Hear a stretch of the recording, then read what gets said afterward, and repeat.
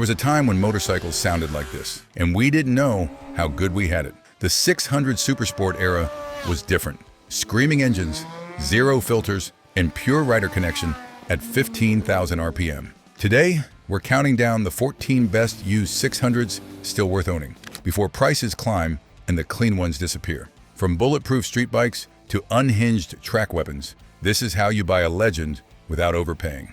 Number 14. Yamaha YZF-600R Thundercat. This is arguably the most comfortable 600 cubic centimeter sport bike guide ever made. It features a single-piece biseau banana seat that is actually soft, thick, and plush. It has clip-on handlebars that are mounted above the top triple clamp, meaning they don't break your wrists after 20 minutes of riding.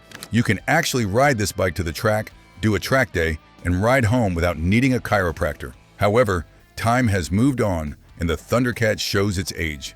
It is heavy. The second gear is known to fail if the bike has been abused or wheelied poorly. So you must check that on a test ride by accelerating hard in second gear to see if it jumps out. You can pick up a clean Thundercat for between $2,500 and $4,000. It is the absolute best budget entry into the class for a rider who values their spine. The Thundercat is sensible and polite, but our next bike is the absolute hooligan of the early 2000s. It is the bike that defines stunt life and remains a legend till today. Number 13. Honda KBR 600 F4i. If you go to any stunt lot in the world, from Los Angeles to Tokyo, you will see this bike. The Honda F4i is the cockroach of the motorcycle world. It simply refuses to die. It is widely regarded as one of the best all-around motorcycles Honda has ever built.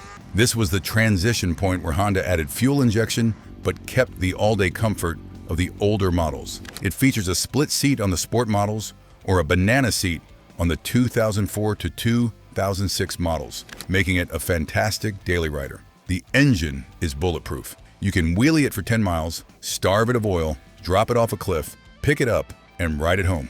But it isn't perfect. The cam chain tensioner, or CCT, is a known weak point on these engines. It will eventually fail and start to rattle like a can of marbles at specific RPMs. It is a cheap fix, but it is annoying. Also, because these bikes are the preferred weapon of stunt riders, finding one that hasn't been crashed, wheelied, or abused is becoming incredibly difficult. You have to inspect the frame carefully for cracks and look for signs of heavy landings. Expect to pay between $3,000 and $5,000. If you find a clean stock example with low miles, buy it immediately.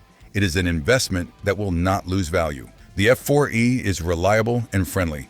But what if you want something raw? What if you want the wildest, angriest, most dangerous 600 cubic centimeter bike Kawasaki ever built? Number 12. Kawasaki ZX-6R. Welcome to the world of the Widowmaker. In 2003, Kawasaki decided to stop playing nice. They looked at the rules, threw them in the trash, and built a bike specifically for the track. This is the B1H generation, and it is a legend. The secret weapon here is the engine size. It features a 636 cubic centimeter engine. That extra 37 cubic centimeters might not sound like much, but it gave the bike a massive mid-range punch that the other 600s lacked. It has upside-down forks, radial brakes, and a fully digital dash, which was space-age technology in 2003. It is light, aggressive, and significantly faster than the numbers suggest. You can find these monsters for between $3,500 and $5,000. It is the most adrenaline per dollar on this entire list. I have a question for the old school riders. Do you miss the raw, dangerous feel of bikes like the B1H, or do you prefer the safety net of modern electronics? Let me know in the comments below. That Kawasaki is raw power, but our next entry is arguably the most beautiful Japanese motorcycle ever designed. It moved the exhaust under the seat, revolutionized suspension design, and stole our hearts instantly. Number 11. Honda CBR 600RR. This was the bike that introduced the RR badge and the MotoGP-inspired Unit Pro Link suspension to the masses. When this bike launched, it looked like Valentino Rossi's race bike had just rolled onto the showroom floor. The 2005 and 2006 models specifically are the sweet spot of this generation. They received upside-down forks and radial brakes, fixing the only complaints from the initial launch. The underseat exhaust looks incredible and cleans up the lines of the bike beautifully. The handling is telepathic.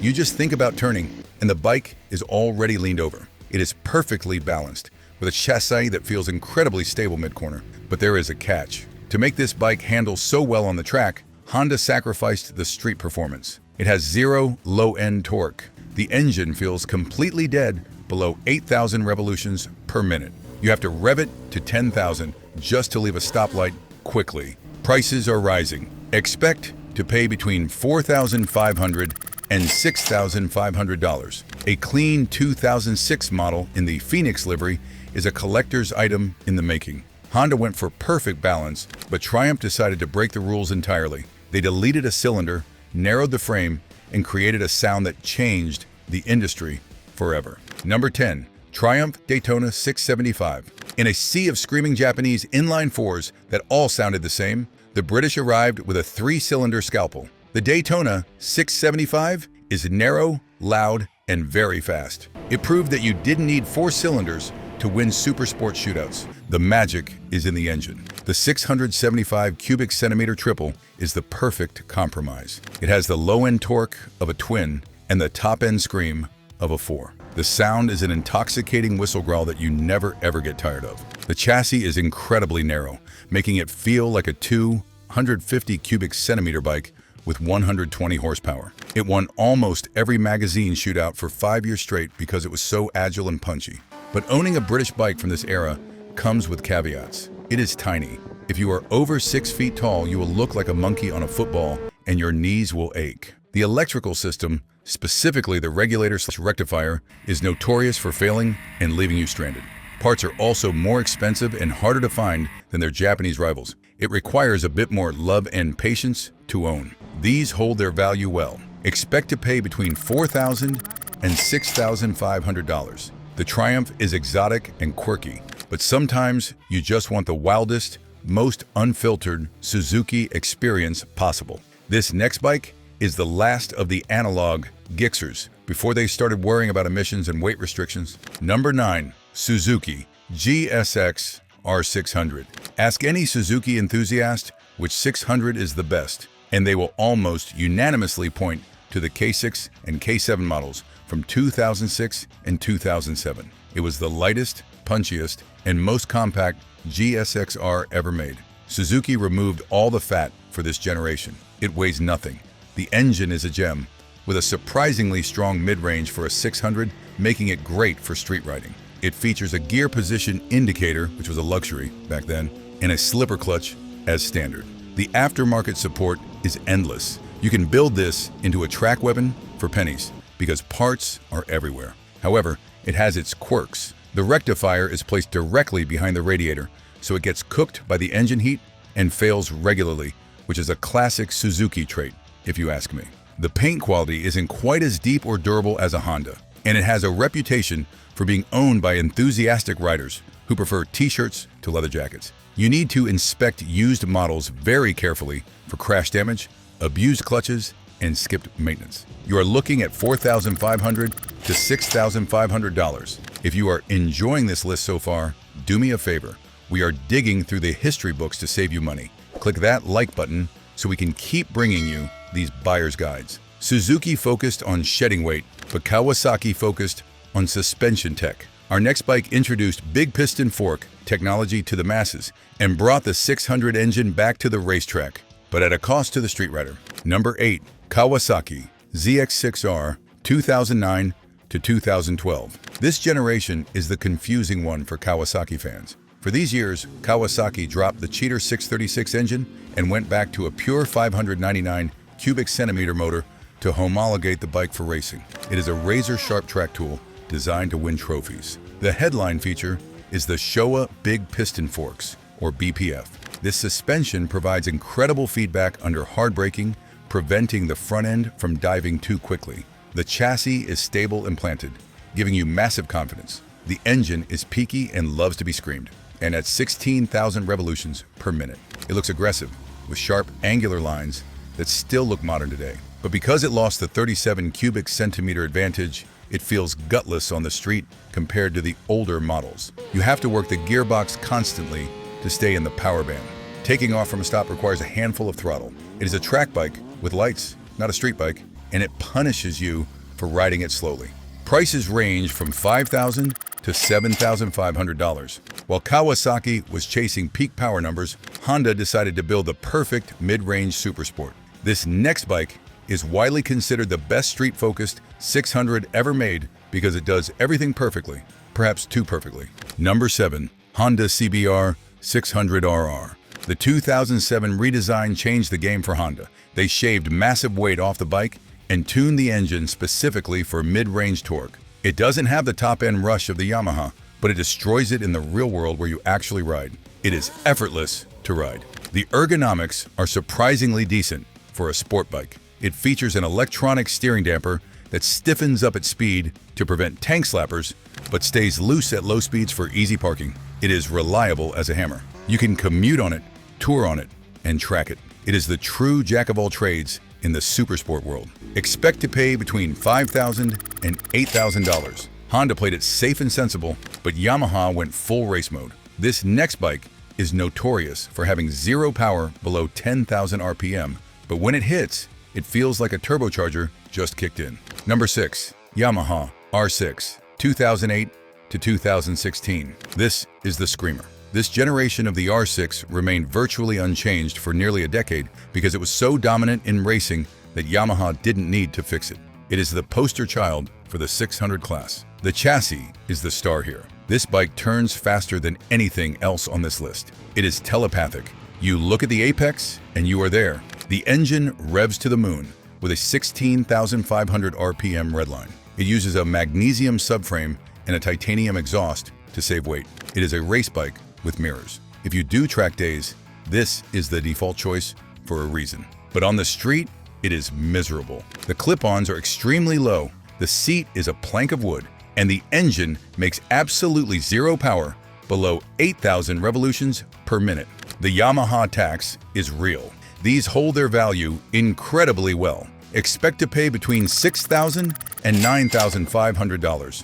We are almost down to the final bike, the undisputed king. But before we reveal it, tell me in the comments, would you buy the Kawasaki for the street or sacrifice comfort for the track performance of the #1 pick? Our next bike adds a layer of premium sophistication. It took the exotic British triple engine and added top-tier Swedish gold suspension to create a factory special. Number 5. Triumph Daytona 675R. In 2011 and 2012, Triumph updated the Daytona and added the R model.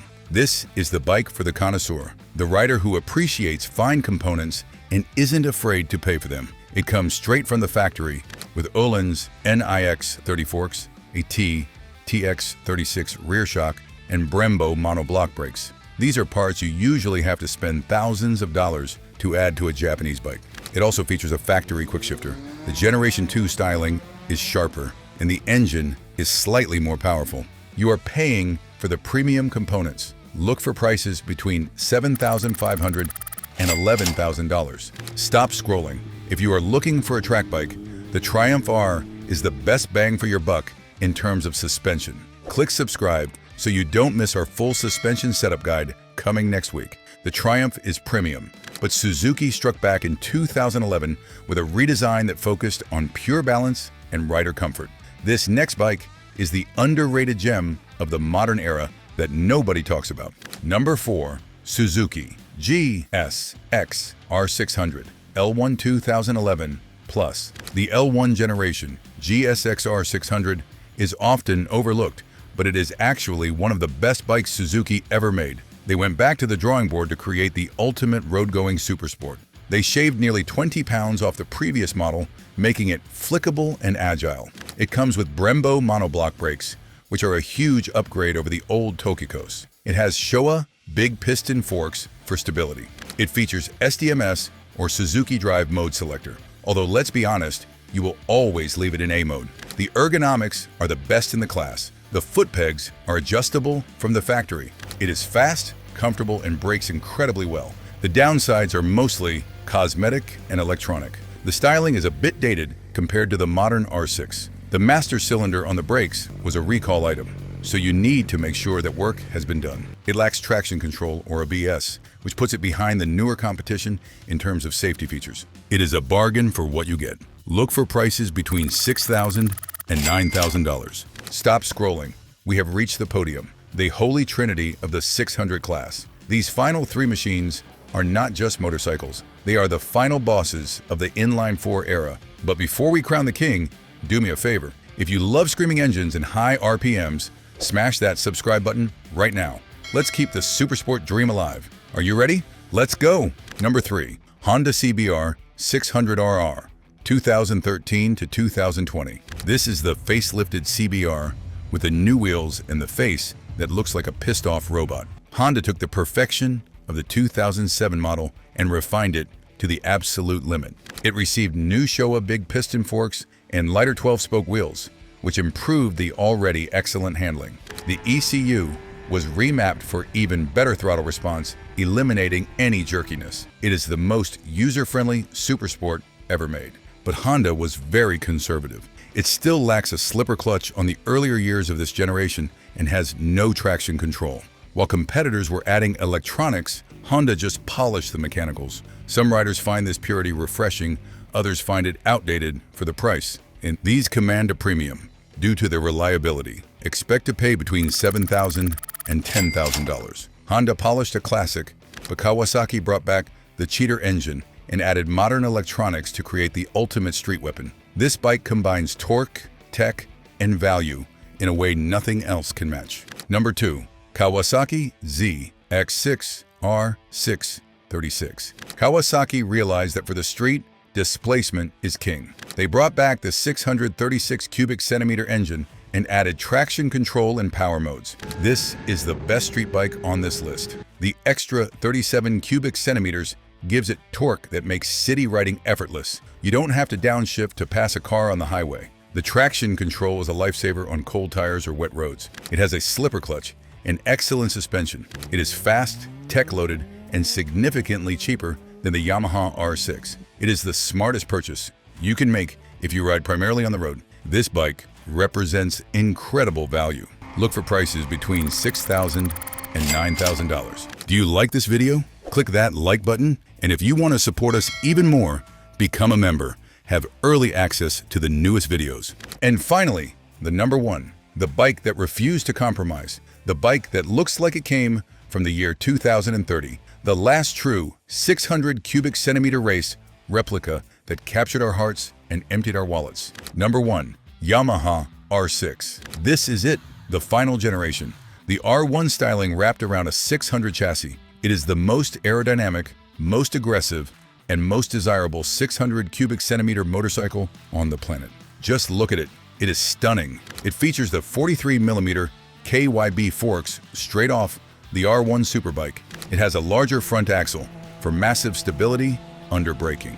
It has a factory quick shifter for upshifts only, 6-level traction control, and ABS. The aluminum tank saves weight. It screams to 16,500 revolutions per minute and handles like a dedicated race bike. It is the pinnacle of the 600 class before it was discontinued for the street. But perfection comes at a price. It is expensive. The ergonomics are brutal. Your wrist will hurt after 20 minutes and your back will ache. It actually lost a tiny bit of horsepower compared to the previous generation due to Euro 4 emissions, but a simple ECU flash fixes that and unleashes the beast within. It is a premium machine. Expect to pay between $10,000 and $14,000. It is the king of the class, and it demands a king's ransom. Click on the video that pops on your screen to continue the ride. Subscribe for more motorcycle content, and don't forget to hit that like button.